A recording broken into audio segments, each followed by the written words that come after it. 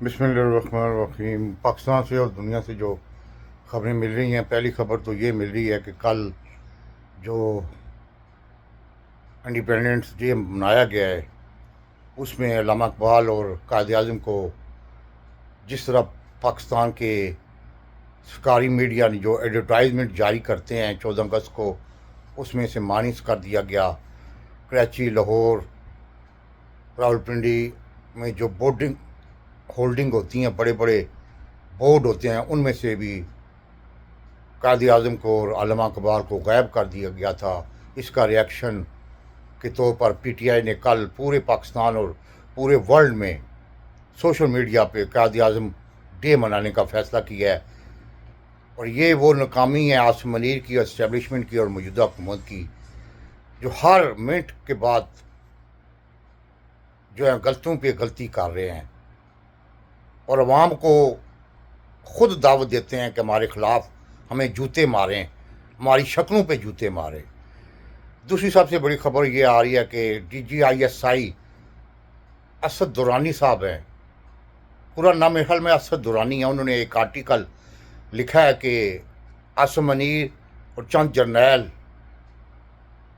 جو پاکستان کو امریکہ کے جال میں پھنسانا چاہتے ہیں، اس سے پاکستان کی فوج کو بھی نقصان ہوگا اور پاکستان کو بھی نقصان ہوگا، جس کی وجہ سے فوج کے اندر بھی بغاوت کا خطرہ پیدا ہو گیا ہے۔ یہ میں نہیں کہہ رہا، اسد درانی صاحب کہہ رہے ہیں۔ تیسری سب سے بڑی خبر یہ ہے کہ باجوڑ میں اگر پٹھانوں نے ہوش کے ناخن نہ لیے اور اسلحہ اٹھا کے وہاں سے فوج کو نہ نکالا تو پھر یہ حصہ جو ہے افغانستان بن جائے گا، اور پھر یہ کے پی کے لوگ جو ہیں وہ مہاجر بن کے افغانستان جائیں گے، کیونکہ پنجاب تو وہ آ نہیں سکتے، کیونکہ رانا ثناء اللہ نے باقاعدہ طور پر جب نواز شریف صاحب وزیر اعظم تھے تو ان کے شناختی کارڈ منسوخ کر دیے گئے تھے، تو ان کے لیے وہی حالات بننے جا رہے ہیں جو افغانستان کے ہیں، کیونکہ عاصم منیر اور چند جرنیل جو ہیں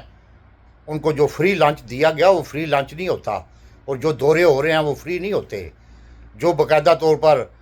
مسکراہٹیں چینج ہو رہی ہیں وہ ایسے نہیں ہوتی۔ عاصم منیر اور چند جرنیل بہت بڑے جال میں پھنسانے جا رہے ہیں۔ اس کا اظہار آپ کو اسد درانی صاحب کے آرٹیکل میں نظر آ جائے گا۔ تیسری سب سے بڑی خبر یہ آ رہی ہے کہ جو انعامات، جو بڑے بڑے وارڈ نوازے گئے ہیں،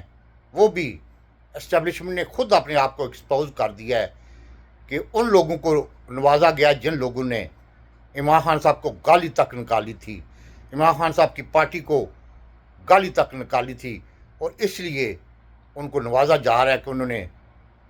اسٹیبلشمنٹ کی بی ٹیم بن کے کام کیا ہے، اس لیے ان کو نوازا گیا۔ چوتھی سب سے بڑی خبر یہ آ رہی ہے کہ اس وقت ملک میں عمران خان صاحب کے ایک قدم نے اس حکومت کو بھی، اسٹیبلشمنٹ کو، اور پوری دنیا میں یہ بتا دیا ہے کہ کوئی بھی حکومت، کوئی بھی اسٹیبلشمنٹ پاکستان میں اگر کوئی معاہدہ کرنا چاہے گی تو عمران خان صاحب اور اس کی پی ٹی آئی کے بغیر ناممکن ہو جائے گا۔ اب یہ کوئی ڈکی چھپی بات نہیں، آپ چاہے ان کو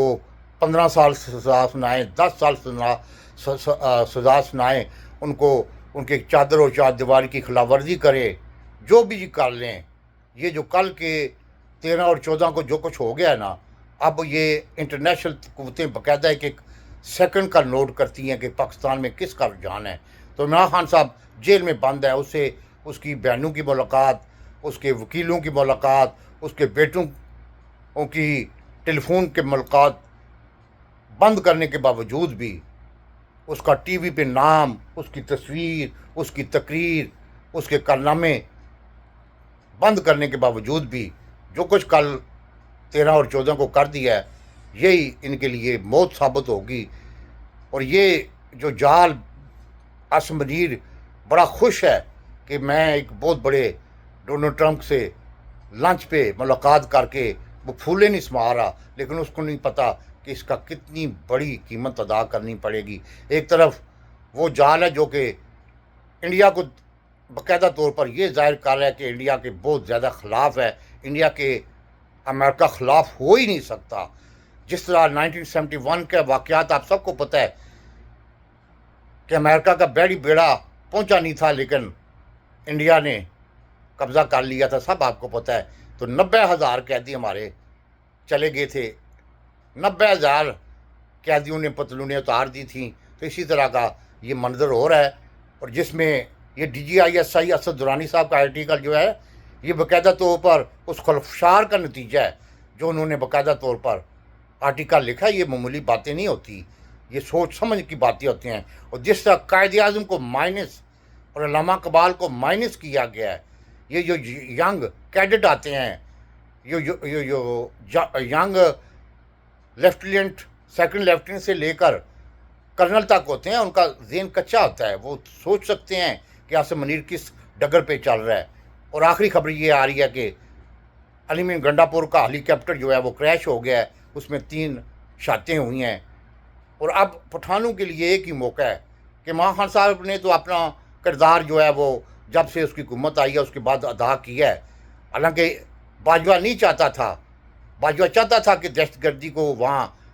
आबाद करवा के तो वहाँ दहशतगर्दी करवाई जाए। जो कुछ भी हो रहा है, ये पठानों के लिए एक सुनहरी मौका है कि वो असला लेकर, बंदूकें लेकर गली गली में निकल आएँ, वरना अफगानिस्तान बन जाएगा और आप महाजरीन जिस तरह अफगानिस्तान से आए थे, इस तरह आप वहाँ महाजरीन बन जाएंगे। कोई भी मदद नहीं आएगा। पाकिस्तान जिंदाबाद।